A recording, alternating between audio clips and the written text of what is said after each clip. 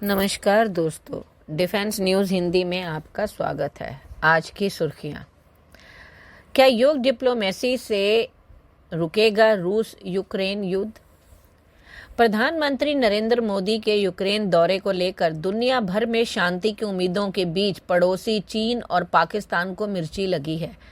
चीन के सरकारी मीडिया ग्लोबल टाइम्स ने पीएम मोदी के यूक्रेन दौरे पर लिखा, प्रधानमंत्री नरेंद्र मोदी रूस और यूक्रेन दोनों के बीच समझौता करके परस्पर विरोधी पक्षों के बीच की खाई को पाटने में भारत के लचीलेपन को दिखाने के लिए युद्ध डिप्लोमेसी का इस्तेमाल करने की उम्मीद कर रहे होंगे। हालांकि विश्लेषकों का कहना है कि इस बार इसे सफल बनाने के लिए नई दिल्ली में ताकत की कमी है। वहीं पाकिस्तान की प्रमुख वेबसाइट डॉन ने पीएम मोदी के कीव दौरे की रिपोर्ट में लिखा कि भारतीय नेता खुद को मॉस्को और कीव के बीच संभावित शांति दूत के रूप में पेश कर रहे हैं, लेकिन उनकी यात्रा 2.5 साल के युद्ध में एक नाटकीय क्षण में हुई है, जिससे एक राजनयिक समझौता पहले से ही कहीं अधिक तिलस्मी दिखाई दे रहा है। कीव के मरिंस्की महल में किसी भारतीय प्रधानमंत्री की यूक्रेन की पहली यात्रा में मोदी ने भावुक दिख रहे जेलेंस्की को गले लगाया। अगला, मोदी जेलेंस्की मुलाकात की गर्माहट से क्या भारत रूस के रिश्ते पर पड़ेगी बर्फ? अब अगर भारत की बात करें तो रूस उसका सबसे खास दोस्त है। पीएम मोदी के भी पुतिन के साथ गहरे संबंध हैं। अब सवाल उठ रहा है कि क्या यूक्रेन दौरे से भारत और रूस के संबंधों पर बर्फ जम जाएगी? पीएम मोदी के यूक्रेन दौरे को अंतर्राष्ट्रीय कूटनीति में एक अहम पल कहा जा रहा है। यूक्रेन से युद्ध के बीच रूस और पश्चिमी देशों के बीच रिश्तों में संतुलन के लिए भारत का यह अहम कदम है।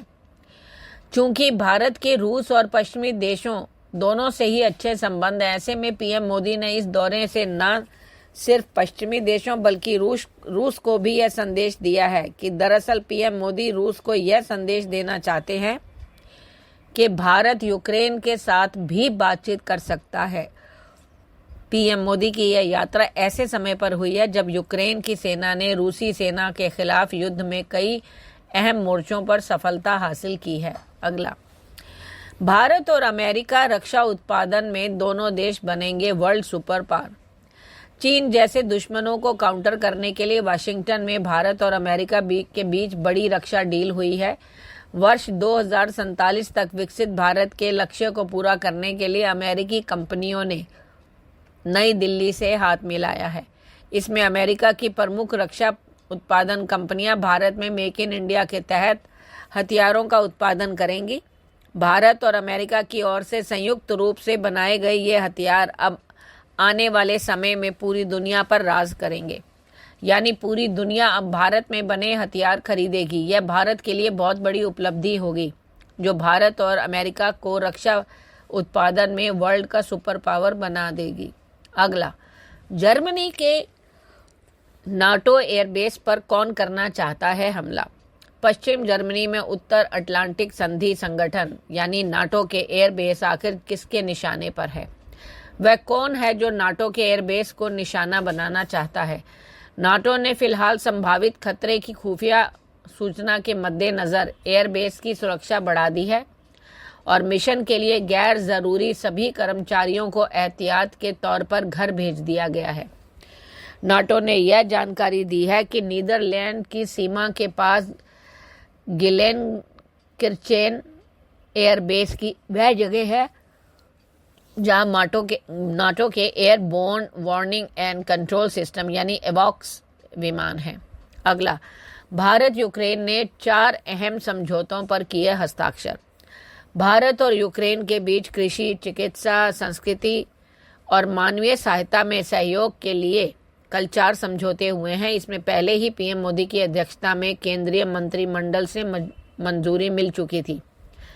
यह समझौता कृषि और खाद्य उद्योग के विभिन्न क्षेत्रों में सहयोग का प्रावधान करता है। इसके तहत अब दोनों देशों के प्रतिनिधियों का एक संयुक्त कार्य समूह गठित किया जाएगा, जिसका कार्य चिन्हित क्षेत्रों में सहयोग की योजना पर चर्चा करना और निर्धारित कार्यों के कार्यान्वयन की निगरानी करना होगा।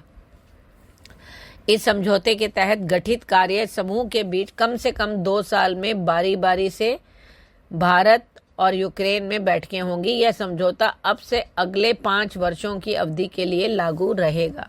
अगला, सुनीता विलियम्स कब और कैसे धरती पर वापस लौटेंगी? नासा आज बताएगा प्लान।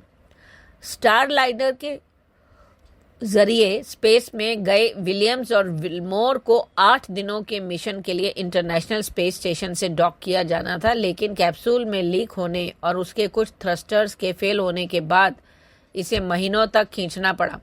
अब इसी से वापसी संभव है या नहीं, इससे जुड़े सभी जोखिमों को काफ़ी समय से समीक्षा हो रही है और डेटा बेस्ड एनालिसिस किया जा रहा है। नासा ने आगामी स्पेसएक्स के क्रू ड्रैगन मिशन पर 2 सीटें तैयार करवाने के लिए एक बैकअप योजना तैयार की है। यदि नासा स्पेसएक्स बैकअप प्लान से चलता है तो विलमोर और विलियम्स फरवरी 2025 में उस मिशन के समापन तक घर नहीं लौटेंगे और स्टारलाइनर खाली धरती पर लौटने की कोशिश करेगा। धन्यवाद।